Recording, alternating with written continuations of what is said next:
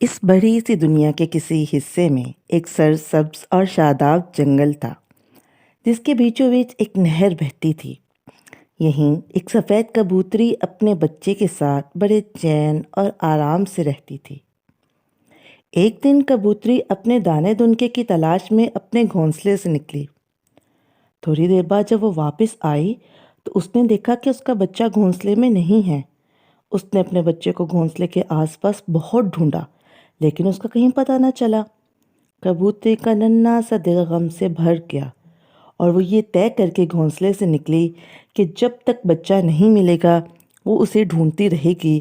وہ اڑتی رہی، ہر طرف اپنے بچے کو تلاش کرتی رہی لیکن وہ کہیں نہ ملا۔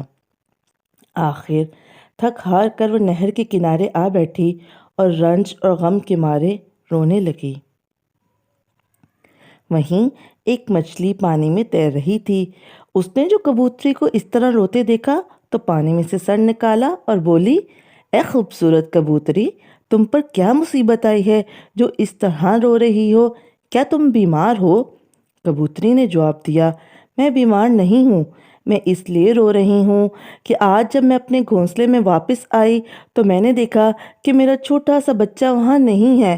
مجھے ڈر ہے کہ وہ جنگل کی سیر کرنے نکل گیا ہوگا اور چونکہ وہ بھی بہت چھوٹا ہے اس لیے گم ہو گیا ہوگا۔ مچھلی نے کہا، تمہارا فرض تھا کہ اس کی نگرانی کرتی۔ میں بھی تمہاری طرح ایک ماں ہوں اور میں سمجھتی ہوں کہ تمہیں اس وقت کتنا رنج ہوگا۔ کبوتری نے کہا، میں اس لیے اور بھی زیادہ پریشان ہوں کہ میرا بچہ بھی بہت چھوٹا ہے، وہ نہیں جانتا کہ اپنی حفاظت کیسے کرے۔ مچھلی نے کہا، میں تمہارے بچے کو ڈھونڈنے میں تمہاری مدد کروں گی، میں اس کی تلاش میں نہر کے آخری سرے تک جاتی ہوں۔ کبوتری نے کہا، تمہاری اس مہربانی کا شکریہ، لیکن وہ تو پرندہ ہے، پانی میں نہیں رہ سکتا۔ مچھلی بولی، ہو سکتا ہے اسے پیاس لگی ہو اور وہ پانی پینے نہر میں آیا ہو، اس لیے میں اس کو ڈھونڈنے جاتی ہوں، تم بھی اسے ڈھونڈو۔ رونے دھونے سے کوئی فائدہ نہیں، اس سے تمہارا بچہ تو ملنے سے رہا۔ کبوتری نے مچھلی کا شکریہ ادا کیا اور اسے اللہ حافظ کہہ کے اپنے بچے کی تلاش میں نکل گئی۔ بڑی دیر تک وہ اسے ڈھونڈتی رہی لیکن جب وہ نہ ملا تو تھک ہار کر ایک کھیت میں زمین پر بیٹھ گئی۔ اسے اپنا بچہ بہت یاد آ رہا تھا، اس کا دل بھر آیا اور وہ رونے لگی۔ ایک خرگوش جو کھیت میں بیٹھا ناشتہ کر رہا تھا، اس نے دیکھا، وہ اس کے پاس آیا اور پوچھنے لگا، کیا بات ہے، کیوں رو رہی ہو؟ اگر بھوکی ہو تو میں تمہیں اس کھیت میں لے چلتا ہوں، یہاں تمہارے کھانے پینے کے لیے بہت مزیدار چیزیں ہیں۔ کبوتری نے روتے ہوئے جواب دیا، میں بھوکی نہیں ہوں۔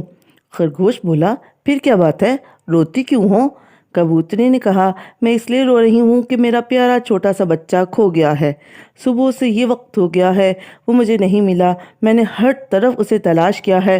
خرگوش اگرچہ کھانے میں مصروف تھا لیکن اس نے کبوتری کو تسلی دی اور کہنے لگا، رنجیدہ مت ہو، میں تمہارے بچے کو تلاش کرنے میں تمہاری مدد کروں گا، جتنی تیزی سے میں دوڑ سکتا ہوں دوڑوں گا اور سارے جنگل میں اسے تلاش کروں گا۔ کبوتری نے اس کا شکریہ ادا کیا اور اڑ گئی۔ خرگوش نے بھی کبوتری کے بچے کو جنگل میں تلاش کرنے کے لیے روانہ ہو گیا۔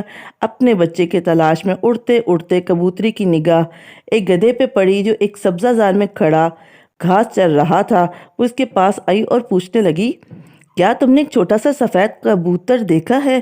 گدھے نے اپنی پوری حماقت کے ساتھ جواب دیا، تم نے بھی عجیب بیکار سوال کیا ہے۔ کیا تم نے آج تک کوئی گدھا ایسا دیکھا ہے جو سر اٹھا کر آسمان کی طرف دیکھتا ہو؟ ہم گدھے ہمیشہ یا تو گھاس کھاتے رہتے ہیں یا بوجھ اٹھائے چلتے رہتے ہیں، دونوں حالتوں میں ہمارا سر ہمیشہ نیچے جھکا رہتا ہے۔ اسی دوران ایک کالی بلی وہاں آ گئی اور یوں ہی پوچھنے لگی، کیا بات ہے؟ گدھے نے کہا، اس کبوتری کا بچہ کھو گیا ہے، تم نے تو اسے نہیں دیکھا؟ بلی بولی، افسوس کہ میں نے اسے نہیں دیکھا، اگر وہ مجھے مل جاتا تو میرے ناشتے کا انتظام ہو جاتا۔ یہ الفاظ سن کے کبوتری کا دل پھر بھر آیا اور وہ رونے لگی۔ بلی کبوتری کو روتا دیکھ کر بولی، میرے خیال میں بہتر یہ ہے کہ تم اپنے آپ کو میرے حوالے کر دو تاکہ میں تمہیں کھا جاؤں، اس طرح تمہارا غم بھی مٹ جائے گا اور میری بھوک کا علاج بھی ہو جائے گا۔ گدھا بلی کی یہ باتیں سن کے غصے میں آ گیا اور ڈانٹ کر بلی سے کہنے لگا، اگر تو اسی وقت یہاں سے چلی نہ گئی تو تیری ایسی لاج رسید کروں گا کہ گاؤں کے بھوکے کتوں کے پاس جا پڑے گی۔ بلی نے جو یہ بات سنی تو وہاں سے بھاگ جانے میں ہی اپنی عافیت سمجھی۔